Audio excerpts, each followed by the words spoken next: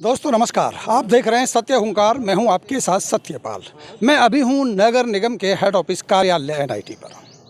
यहां पर कुछ लोग हैं मेरे साथ जो डबुआ कॉलोनी से आए हैं। इन्होंने नगर निगम के कुछ अधिकारियों के खिलाफ शिकायत की है कि प्रॉपर्टी आईडी को लेकर रिश्वत मांगी जाती है, भ्रष्टाचार चरम पर है। और प्रॉपर्टी आईडी को लेकर क्या क्या उनके साथ हुआ, किसने रिश्वत मांगी, क्या है पूरा मामला, ये समझने के लिए मेरे साथ जगदीश जी हैं जो डबुआ कॉलोनी से आए हैं। पहले समझेंगे मामला क्या है और उसके बाद कुछ और तफसीस करते हैं। सबसे पहले स्वागत करते हैं जगदीश जी, आपका बहुत बहुत धन्यवाद। सत्य ऐसा जी, आपके चैनल की तरफ से मेरा जो है नमस्कार। मेरा नाम शुभ नाम जगदीश है। मैं डबुआ कॉलोनी का रहने वाला हूँ। ऐसा है, एक डबुआ कॉलोनी ई ब्लॉक में 50 गज का प्लॉट लिया था। उस प्लॉट की प्रॉपर्टी आईडी बनवानी थी हमारे को। तो नगर निगम में जो है पहले भी प्रॉपर्टी आईडी बनाते रहे हैं ये लोग। जब से ये दिनेश जी जो है जेटीओ साहब आए हैं गुड़गांव से, जब से इन्होंने जो है ना भ्रष्टाचारी में जो है बहुत ज़्यादा लिफ्ट हो रहे हैं। इनसे पहले ही नगर निगम 86 के कमरे में जो है विजय सहगल जी बैठते हैं, जो इंस्पेक्टर असिस्टेंट की ड्यूटी है।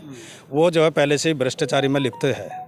और वो आप ये तो नहीं कह सकते, आपने जो कंप्लेंट दी है वो मामला क्या है, थोड़ा सा उसको बताएं। मैं कंप्लेंट की बात ये बता रहा हूँ। मैं 2-3 महीने से जो है नगर निगम के चक्कर काट रहा हूँ प्रॉपर्टी आईडी बनवाने के लिए। रोज़ मेरे से आजकल कर रहे हैं। 3 बार मेरी प्रॉपर्टी आईडी कैंसिल कर दी गई है और 3 बार नगर निगम के लोगों ने ही मतलब जो है मेरी ऑनलाइन की थी। और वही कैंसिल कर देते हैं, वही मेरी बार ऑनलाइन कर देते हैं। मेरे से कुछ पैसे भी ले रखे हैं इन लोगों ने। कितने पैसे आपसे लिए? मेरे से 3000 रुपये ले रखे हैं। और रिश्वत के तौर पे या कमीशन या फीस के तौर पर। बाकी ये कहा था जो लगेगा वो हम जो है बाद में बता देंगे। उसके बाद में विजय सहगल जी से मैंने कहा मेरी फाइल दो। फाइल कहा, मेरे को 2-3 महीने हो गए चक्कर काटते हुए। फाइल मेरी गायब मिली।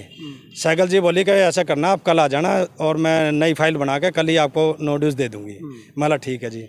मैं नई फाइल ला के दी। मैं सहगल जी ये लो अपनी फाइल और इस पर साइन कर दो और आप मेरे करवा दो। मैं 2 महीने से चक्कर काट रहा हूँ। उन्होंने कहा कि मैं अभी काम कर रही हूँ। फाइल एक तरफ रख दी मेरे को और मेरे से बोली कि आप बाहर जाइए, फाइल छोड़ जाइए और जो है मैं जो है आपके कर दूँगी। मैं वहाँ से नहीं गया, मैं वहीं कुर्सी पे सामने बैठा रहा। फिर काफ़ी देर में गुस्सा हो गया, बोली कुछ लाया है? मैं जी क्या चाहिए? इन्होंने कहा जी 500 रुपये दे, मैं साइन अभी कर देती हूँ और आगे भी आपको बोला? हाँ जी, मेरे से कहा कि 500 रुपये दे दे और जो है मैं तेरे साइन अभी कर दूँगी। मैं सर 500 रुपये किस बात के दूँ मैं? मेरा डेवलपमेंट चार्ज भरा हुआ है, खाली प्लॉट है, ना उसमें बिजली है ना पानी है, किस चीज़ का? आपका फ़र्ज़ बनता है कि साइन कीजिए और एनओसी दीजिए। ऐसा नहीं है कि कोई कमी है फाइल में तो इसलिए पैसा ले लें। हाँ जी। कमी ना होने के बावजूद भी पैसा आपसे वो सबसे लेते हैं। वो मेरे से ही नहीं, सबसे लेते हैं। महकमे के लोग अगर किसी का काम पकड़ लेते हैं, वो भी अगर फाइल पे साइन करवाते हैं, महकमे वालों की तरफ भी आंखें ऐसे देखती है, जब वो इशारा कर देंगे पैसे मिल जाएंगे, जब साइन करती है वो। और जी इस मैडम के खिलाफ ये 5 नंबर केसी हॉल वाले रोड पे जो ना लीज पे नगर निगम की दुकानें दी जाती हैं, उनकी भी इसने फाइल गायब कर रखी है। उसका भी केस इस पे चल रहा है। मैं तो ये पूछना चाहता हूँ मीडिया के माध्यम से, मैडम से ये पूछा जाए तेरे पे कितने भ्रष्टाचारी के मुकदमे चल रहे हैं? क्योंकि ये शुरू से ही फिर आपने जब आपसे पैसा मांगा उसके बाद फिर आपने क्या किया? ऐसा जी, मैंने कहा मैं पैसे नहीं दूंगा। वो मेरे से जोर से चिल्लाने लगी, बोली यहाँ से नगर निगम से बाहर हो जाइए। मैंने कहा भाई नगर निगम से मैं बाहर क्यों हो जाऊँ? और भी लोग जो 2 महीने 3 महीने से परेशान थे वो भी वहाँ खड़े हुए थे। फिर मैं सुधीर पंडित जी के कमरे में गया। मैं बोला पंडित जी इसको समझा दो, ये जो है गलत बैठ रही है हमारे से। तो पंडित जी मेरे को उसको समझाने लगे। वो उसके कमरे में भी आकर मेरे से गलत बोलने लगी, गाली गलौज करने लगी, धक्का मारने की कोशिश करने लगी, बाहर जाइए बाहर। जैसे उनका खुद का घर है और वहाँ आप? हाँ जी, धक्का मार के भगाने लगी। वहाँ काफ़ी लोग थे नगर निगम के। उन्होंने कहा मैडम आप कैसे भगा सकते हो इसको? आप काम भी नहीं करते और इनको भगा भी रहे हो और हर आदमी से आप पैसे मांग रहे हो। तो जेटीओ साहब ने हमारा जो शोर सुन लिया। जेटीओ साहब ने मेरे को बुलवाया पीए के थ्रू। जेटीओ साहब ने अंदर बुलाया। अंदर बोले भाई बता मसला क्या है? मैंने जी ऐसा है कि रोहतास जो डेवलपमेंट चार्ज वाले के उसके साइन कर दिए उन्होंने।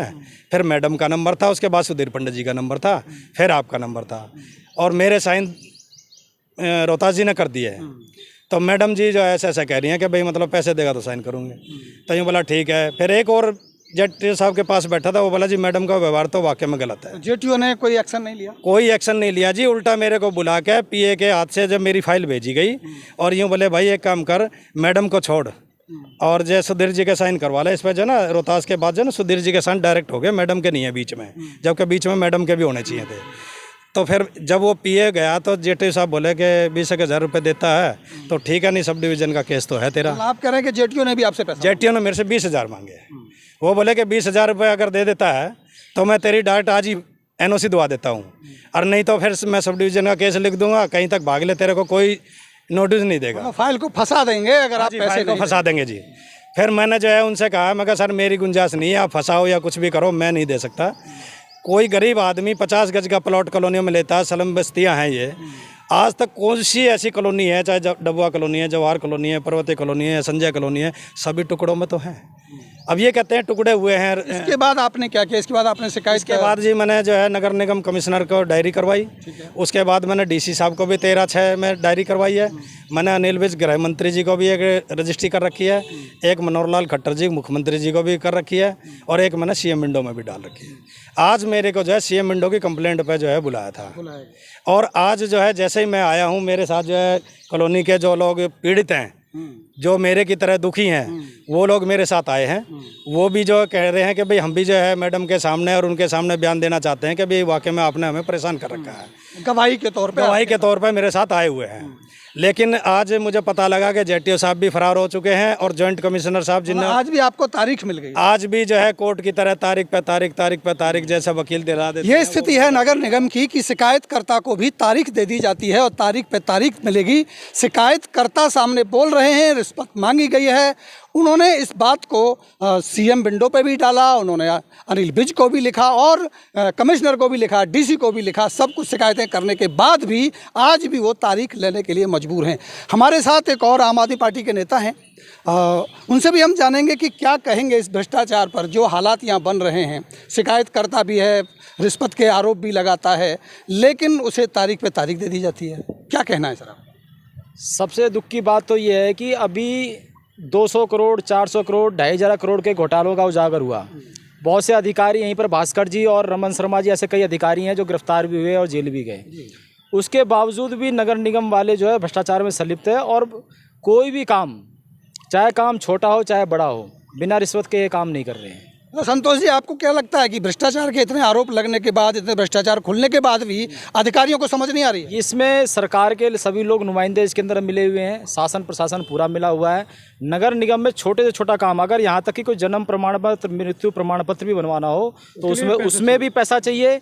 और ये तो प्रॉपर्टी आईडी बनवा रहे हैं, ये तो सोच रहे हैं कि प्रॉपर्टी आईडी में आदमी कोई अपने ब्लड रिलेशन में अगर कहीं ट्रांसफर करना चाहता है उसके अंदर भी पैसा चाहिए, कोई खरीद फरोख्त करता है उसके अंदर भी पैसा चाहिए। आदमी कैसे कैसे, आज कॉलोनी में कहीं भी चले जाओ, हर आदमी बैंक से लोन लेके कर्जे में करके किसी तरह अपना छत और मकान बना रहा है। उसके बावजूद भी इनके लिए भी ब्याज से पैसा लाके लाख लाख रुपए, 1.5 लाख रुपए, 2 लाख रुपए रिश्वत ले रहे हैं।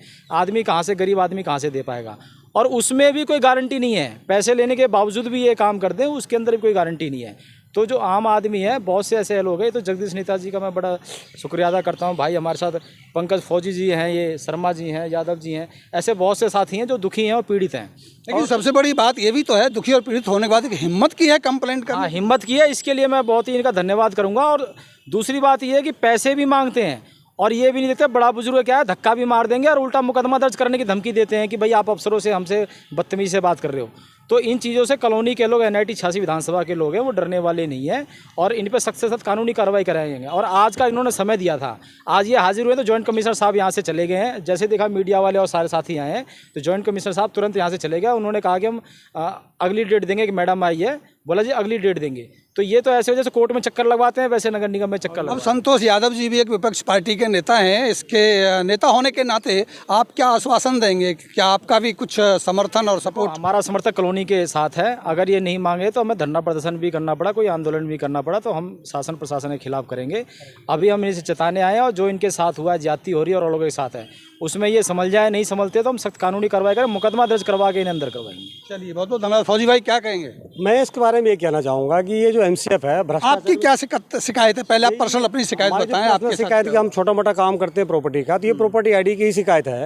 हम जब भी MCF में आते हैं, इनकी कोई उनको प्रॉब्लम रहती है। ये 2 महीने से जेटीओ दिनेश साहब आए हैं, इसके आने के बाद अगर 2 महीना मैंने देखो कितनी आईडी बना दी और कितनी NOC दे दी, ये रिकॉर्ड निकाला, जैसे पीछे देखा जाए तो अपने आप सब कुछ सामने आ जाएगा।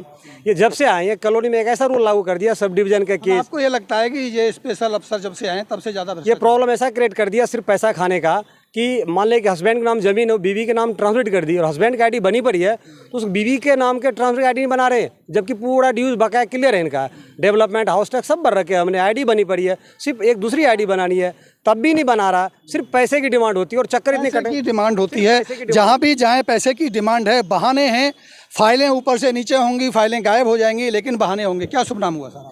मेरा नाम आरपी मिश्रा है। जी मिश्रा जी, क्या कहेंगे? ये मेरे सामने की बात है, 2-3 दिन लगातार कंटिन्यू मैंने भी देखा है कि ये लोगों को पैसे लेने की अपेक्षा से जो है धक्के भी मारती है, बाहर निकालती है लोगों को। मेरे सामने भी निकाला है इसने, और मैंने इसको इस बात पे कई बार समझाया भी था इसको, मैंने भाई इस तरह की पब्लिक डीलिंग है, ऐसा नहीं करना चाहिए आपको, लेकिन इस पर मेरी बात को इग्नोर कर दिया है।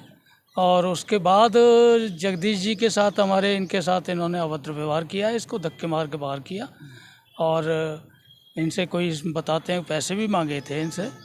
और जो भी है यहाँ जितने भी करप्शन हो रहा है वो पैसे के व्याप पर हो रहा है सारा। ये छुट्टी के दिन भी काम करते हैं, पैसा लेते हैं उन लोगों से।